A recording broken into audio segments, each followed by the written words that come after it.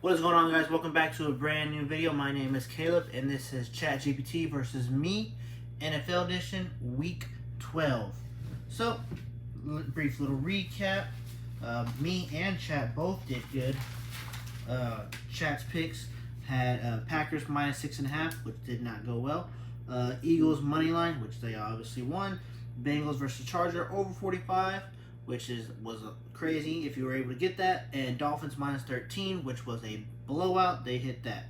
I had the Steelers +3 versus the Ravens. Steelers won. Packers versus the Bears over 40.5, which was wrong. And then I had the Seattle +6.5, who beat the 49ers. And Texans -7 versus the Cowboys, which was a ass whooping on national television. With that said, the record is 22-14. Mine is 15-19-2.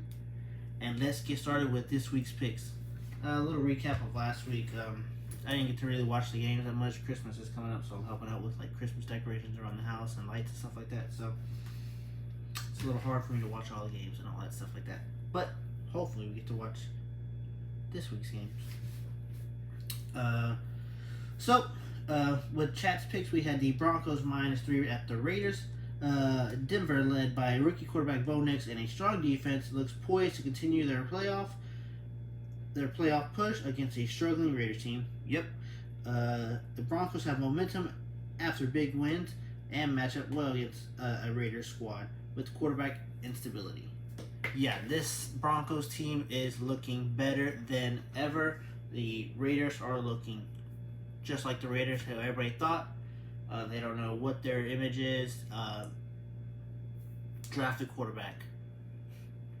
If it's Sanders, which I really don't think it's a good pick, go with Sanders. But y'all need an identity. Obviously, y'all threw away this year from the beginning of the season.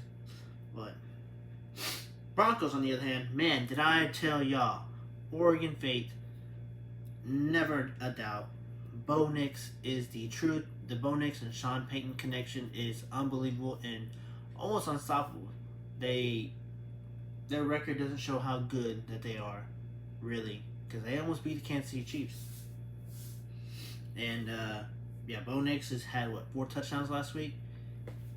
Is he Rookie of the Year, or is he even in MVP conversations? Because without Bo Nix, I don't think these Broncos have that record, honestly. My opinion. He's putting out some great plays. Obviously, I don't think he's going to win MVP when you have Lamar Jackson, Patrick Mahomes, Josh Allen, even Jared Goff. But definitely Rookie of the Year, honestly, my opinion. Rookie of the Year. The only person that would probably go against him would be Jaden Daniels, but I think Bo Nix, without Bo Nix, that team does not win these games or even in the playoffs at all. So, their next pick is Lions -6.5 versus the Colts. Detroit's high-powered offense, led by Jared Goff, faces a Colts defense vulnerable. That makes no sense. Faces a Colts defense vulnerable to both the pass and the run. The Lions have been dominant in recent games, making this a solid spread bet. Over 50.5 is also promising total, as both teams have the ability to score. I don't really like the over on this one. Lions defense is really good. Obviously the Texans exploit that, but they still lost. But the Lions, they're going to put up their points. Lions did put up, 50 last week? But the Colts, AR, won last week, but boy. Everybody thought that the AFC South was going to be good, but Jesus Christ. But Jared Goff, Dan Campbell, y'all are looking amazing. Amazing.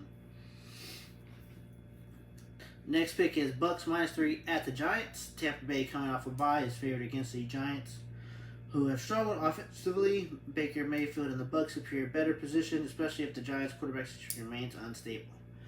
No more Daniel Jones. The $1 million man is benched, as rumored. He was the 4th string in practice yesterday or today, I think, as recording Wednesday, November 20th, 2024. Tommy DeVito, which is strange that he is starting and not Drew Lock. Why did y'all even have Drew Lock as your 2nd string all year if you're not even going to play the guy? Right? You're not wanting to win the games, obviously, but You signed Drew Lock to be the backup to Daniel Jones, and now he's not even going to play. Now he's the backup to Tommy DeVito, who we seen last year, and he wasn't. He had like one good game, but he was still bad the next following games. Bucks on the hand, Baker Mayfield, and then they should destroy this team. Yes, they are playing in New York, so maybe a little tougher. New York is always hard to play in, no matter if it's the Giants or Jets. The fans are always loyal. But these two teams, there is a strong difference. Bucks should dominate. Eagles at Rams. Eagles -3. Philadelphia Super Bowl caliber roster faces a Rams team with inconsistencies on both sides of the ball. The Eagles' superior depth and talent makes this favorable pick. Yes, the only thing I was questioning this game is you don't know what Rams Matthew Stafford you're gonna get. Cooper Kupp, Puka, those guys. Matthew Stafford. You don't know who's coming to play. Is it the Matthew Stafford of the Detroit Lions, who were 2-16 or 2-15, or is it the Super Bowl champions Matthew Stafford? Is it Puka Nacua, freaking was it Offensive Player of the Year or Rookie of the Year? I can't remember what it was. Offensive Player of the Year. Is it freaking Cooper Kupp, who was MVP, I believe? At least fantasy MVP. But Jesus, yeah. But the Eagles, though, they have the Super Bowl rosters. Saquon Barkley, who they just put his little back jump hurdle in Madden, so that's pretty cool. Jalen Hurts, who's having an okay season, and then their defense is ridiculously good. So I like -3, but that is a game that's a little scary for me. I wouldn't make that bet personally. But what do I know? I'm 15-19-2. Okay, so with my picks, I have Steelers Browns over 36.5. Yes. First series of Winston's division rival Steelers riding a 6-game win streak. Browns have lost 2 in a row going back home after getting waxed by the Saints. Winston did have 2 touchdowns on receptions and 396 yards after making up from the previous week of 3 interceptions. So, and Steelers defense is top 5 and hoping to put pressure on Winston. Russell Wilson is doing his thing, man. He's looking Russell Wilson of the old. I think Mike Tomlin and Russell Wilson is the fit for that guy. The defense is looking good. George Pickens is coming back, but he's looking like a top receiver again now that Russell Wilson's back in the league, or back in as a quarterback. 36.5 seems really low. Seems like a gotcha game. Because the Ravens really don't put up much points. They just win games. But if we get the Jameis Winston of, Tampa Bay, where he's throwing 2 touchdowns as much as he's throwing interceptions, this game should hit the over quickly. Probably in the first half. So that's why I went with the over 36.5. It just seemed too low for me not to take. So now I have the Texans -7, which is a alternate spread, versus the Titans. Is Houston back? My Texans. They went to Dallas, whooped on the Cowboys, but probably not. They still have offensive line issues. 9 penalties. I think 8 of them were on the 8 or 7 of them were on the offensive line alone, between false starts, holdings, and illegal man downfield. It was kind of bad, and it was really close too in the third quarter. The beginning of the third quarter, I think we were up by like 7. If I'm not mistaken, 7-4. I can't remember. But we wound up winning by, I think, 34-14 or 34-17, something like that. But they do play the division rivals Titans, who formerly known as the Houston Oilers, at home in Houston. But the only good thing is that the Titans and Will Levis are really, really, really bad. 2 wins all year. So much was expected from not just the Titans, but the whole AFC South. Colts had AR, and they were getting healthy again. They were all a young team. AR looked great before he got injured last year, but now AR is looking absolutely awful. No offense to the guy. And then they even had Joe Flacco for him to back up just in case it did go bad, or even just to mentor him. Jaguars loaded up with all the wide receivers, some defensive players. Trevor Lawrence is Trevor Lawrence. He's going to do good. But even he struggled. The Jaguars struggled. And then Tennessee Titans. A lot of hype was around Will Levis. Just like there was against Bryce Young. I think this whole last year's draft class, all the quarterbacks, their sophomore years are not going so great. They're getting all sophomore slumps. But Will Levis has 8 touchdowns, 8 interceptions. Tony Pollard has only 3 touchdowns. These guys cannot score. They cannot score. Hopefully the offensive line holds up and then the Texans just go off. CJ Stroud did look a little better this past week against the Cowboys, but that was a struggling Cowboys team. We were expected to look good. And the first half, we did not. So, they have some things more to clean up. It was a good win. It was a good mental win against the Cowboys. So, hopefully they keep that mentality riding. My next pick is Green Bay Moneyline versus the 49ers. Boy, I believe this is game of the week. Packers are coming off a close one with Chicago to keep... I cannot speak right now. And then, Green Bay Packers are coming off a close one against Chicago. They are 7-3, but they're only 3rd in the NFC North, but 6th in the NFC. 49ers are 10th in the NFC and last at NFC West due to tiebreakers.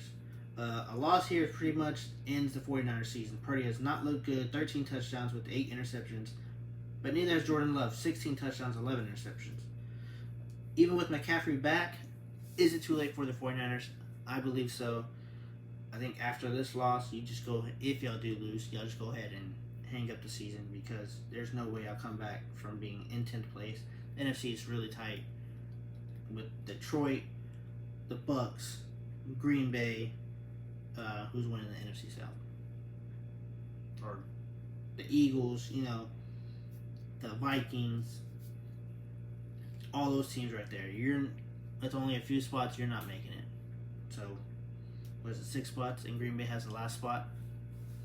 You have to beat Green Bay, and then a lot of things line up for you for the 49ers to make it, and I just don't see it happening. Brock Purdy has looked like, I wouldn't say Mr. Relevant because he's looked better than Daniel Jones, but he's looked pretty bad without his weapons around him. The offensive line has been getting injured, but Green Bay hasn't been looking that great either. They're leaving always to the last drive of the game to win their games. That being said, if Green Bay gets the ball at the last drive and the game is close, look for them to win. And my last pick is Ravens Moneyline versus the Chargers. You would think that the records between these two, Ravens 7-4 and the Chargers 7-3, this would be game of the week. But to me, and to a lot of the fans, the Ravens are the clear favorites in this game. They are the clear Super Bowl contenders. And the Chargers are just, I wouldn't say squeaking by because they do have some impressive wins, but their schedule is not good. They have a weak schedule. And their 3 losses, Cardinals, Steelers, Chiefs. All 3 of those have, I think, besides the Cardinals, winning records. And this is the first time they're playing an all-around team. Ravens defense is really good. And they have a high-scoring offense, all-star lineup. Zay Flowers, Derrick Henry, the tight end, I can't remember his name. I think Isaiah Likely, and then Lamar Jackson. Lamar Jackson having great numbers. Derrick Henry, 13 touchdowns, 1,185 yards. I think Lamar Jackson has over 20 touchdowns. Yeah. Fun fact, though.